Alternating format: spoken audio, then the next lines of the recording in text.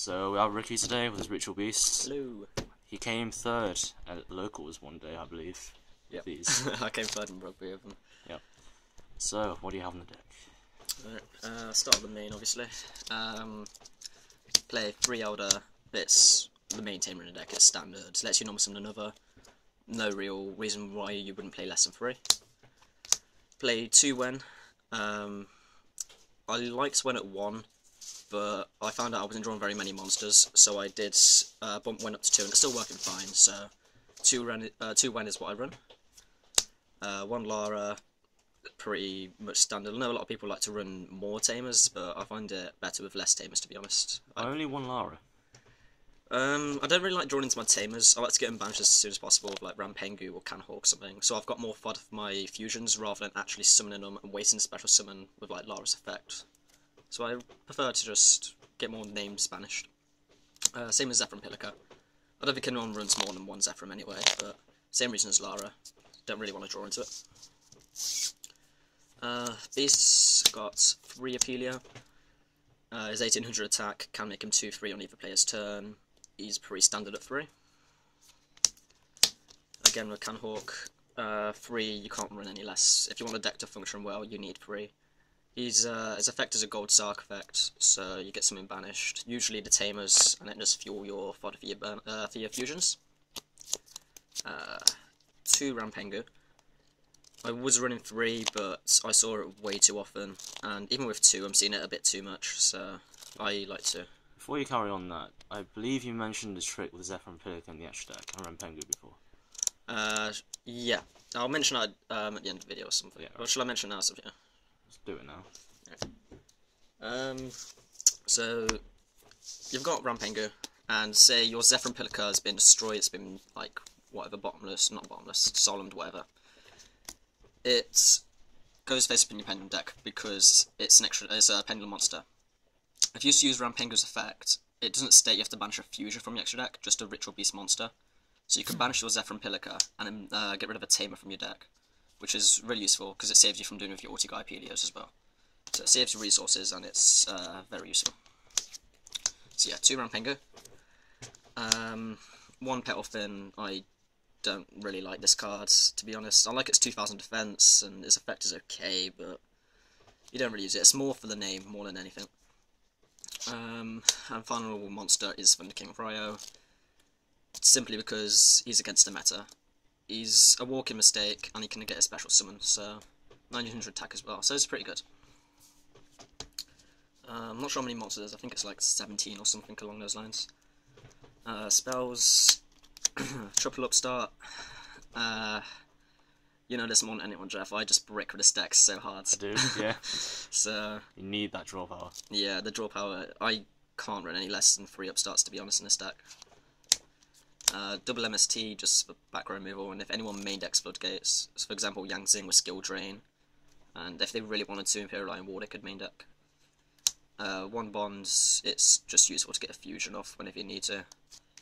1 Raigeki, which is self-explanatory, and 1 Defidra, because it helps you and it fucks over the meta. So that's it for the spells. I don't run E-Telly because 2 reasons.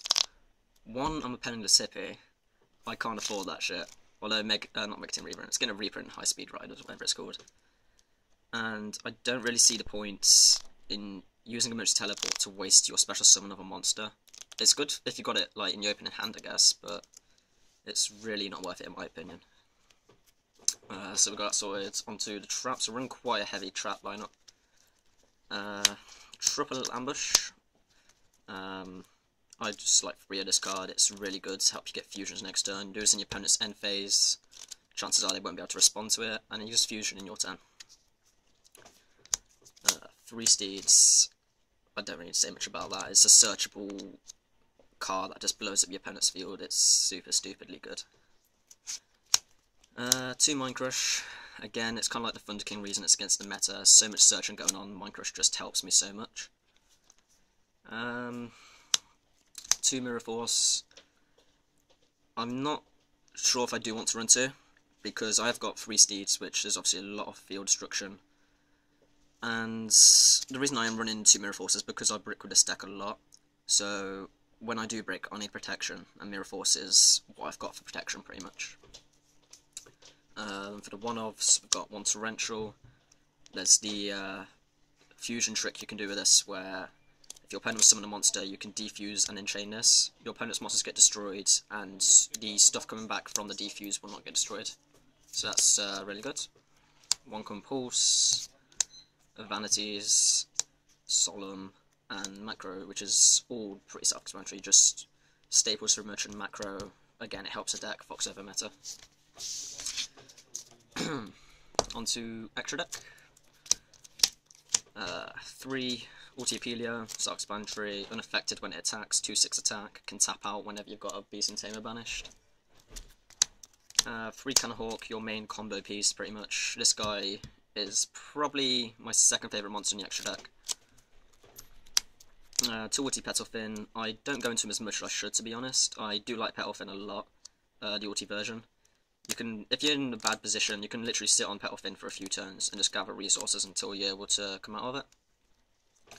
And then 2 of the Ulti Guy Apelio, which is a Herald of Perfection with 3 to attack, and it's stupidly good. It's an amazing card. I run 5 Exceed monsters. Silent Anorak, again self-explanatory. Cowboy, Black Ship, Ragnar, and my favourite cards in the extra deck, Lightning Chidori. This card is amazing. Like, I've won so many times because of this card. I've had Imperial Iron Wall on the field, my opponent would have it on the field, sorry, and I could just Chidori it and then Mind Crush it next turn when they draw it. And Chidori is just amazing. It makes the opponent go -2, gets rid of a lot of problems, and it's so easy to make in this deck. Because I have, I believe, 1, 2, 3, 4, 5, 6, 7, 8. I have 9 level 4s in the deck. 10 level 4s actually, but 9 now wins. So it's quite easy to make as well. So that's my main and extra deck. I'll do my side deck, I guess. Triple Lancea. It's good against so many decks right now. It's good against Necros. It's good against Infernoids. It's good against the mirror match. So Lancea's at 3 is pretty good. 3 Flying Sea. I don't really use this, but I'm getting Maxis tomorrow, so these will literally be replaced straight away with just 3 Maxis. 1 MST just to help out Floodgates game 2 and 3. 2 Light Imprisoners to stop Star Seraphs, Construct, stop Satellas. Pretty standard. 2 Shadow Imp for Burning Abyss and Shadows. 2 Fairy Winds to give them more Floodgates pretty much, and it's really good against Cleese as well. And then Amniban Playdon, which I don't like, I'm going to have to take out. I only put it in there because of stuff like Satellas and like Burning Abyss, where they can summon a lot of monsters with the same level. So I will probably take that out for a shared ride. So that was my deck profile. Game 3rd at Rugby. Beat the Zectors in the 3rd and 4th playoff.